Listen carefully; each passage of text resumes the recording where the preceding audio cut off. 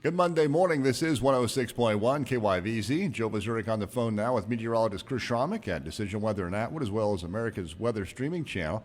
And Chris, fairly warm as we start a Monday. Yeah, Joe, we saw quite a change here this morning is what we saw 2 weeks ago when we woke up there on the 15th and 16th and saw our morning low temperatures 10 and 18 degrees below zero.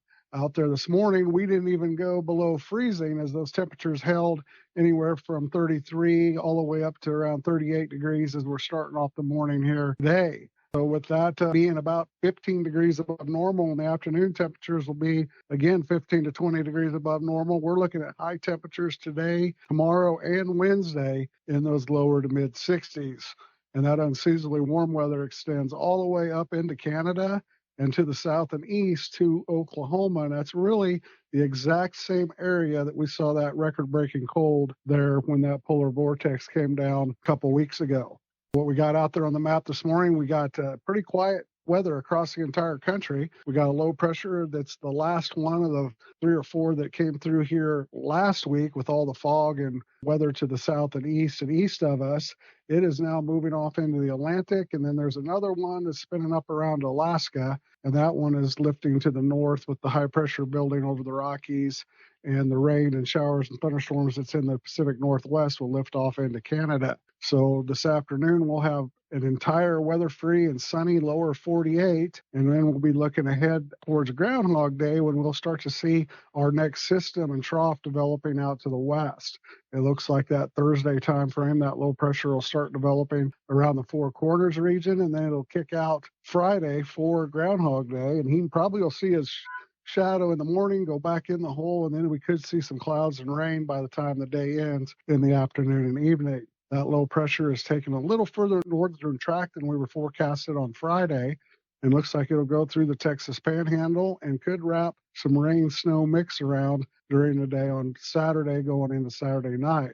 Right now, it looks like the potential for the snow is out in the higher elevations in Colorado. Once you cross the line, and it'll stay mostly rain in northwest Kansas. And it does look like we could see some decent moisture with that system of anywhere from 1/4 to 3/4 of an inch of precipitation.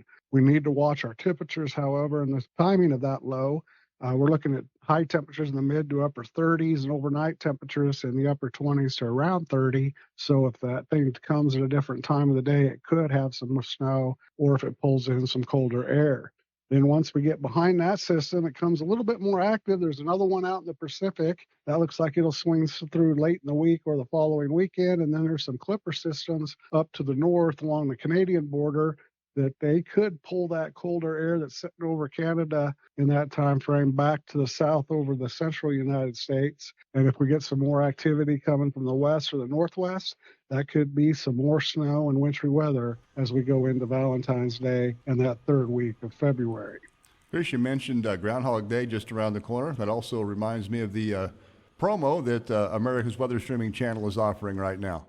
Yeah, we're trying to get the word out there and get some subscribers for our daily weather chats, these talks that we do here on the radio. We put them on our YouTube or live streaming channel with weather graphs and the maps. There's some long-range conversations on there. I put an ag weather forecast up there that discusses the potential of this colder stuff in the middle of the month and what we see in our drought category improvements here, all the precipitation since the first of the year. We've seen a whole category of improvement across all the Midwest, and I think that will continue next week. And hopefully by the time we head towards spring, this pattern will shift. That El Nino is weakening, and that information can be found on there. And also, you might enjoy the Weather Talks by Timmy Albertson. He's a meteorologist up in the Great Lakes area.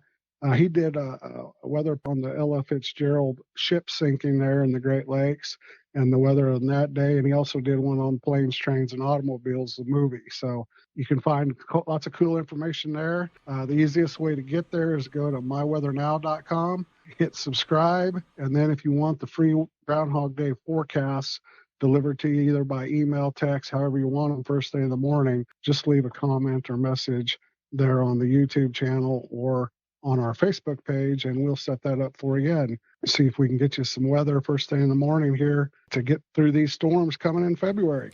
Once again, that's meteorologist Chris Sramek at Decision Weather, as well as America's weather streaming channel. For KYVZ Radio, I'm Joe Vyzourek.